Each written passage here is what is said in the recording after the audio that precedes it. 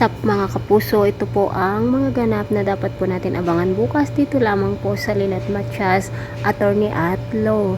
Dahil na nga rin po sa pakikipaglaban nitong si Meredith at Lilet ay nakuha nga nila ang cellphone ng isang lalaki kung kaya't nakatawag si Lilet doon kay Tinang at dito nga po nalaman ng mga pulis kung saan sila naroroon.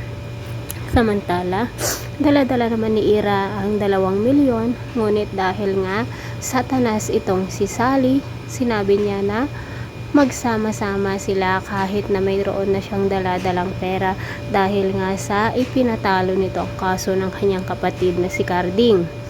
Tinutukan nga niya ng baril si Ira at bigla nga pong dumating itong si Lilet. Dahil nataranta si Lilet ay naitulak nga po niya si Ira dito sa may hagdanan. Agad namang dumating ang mga pulis kasama si Ses at ang mga kaibigan ni Lilet kung kaya't nailigtas na nga po sila. Agad na dinala sa ospital sina Ira at Lilet. Laging pasasalamat ni Ses kay Meredith dahil nga sa naging kasama niya ito habang sila ay bilanggo o kinidnap ni Sally at ginawa daw niya iyon dahil isa rin siyang ina.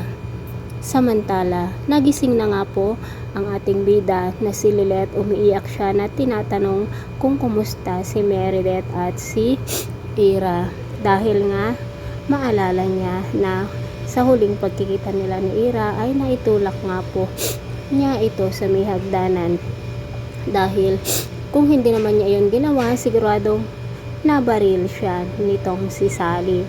Nasa kulungan naman na nga po sina Sally kasama ang kanyang mga kasamahan upang pagbayarin ang kanilang ginawa dito kila Lilet.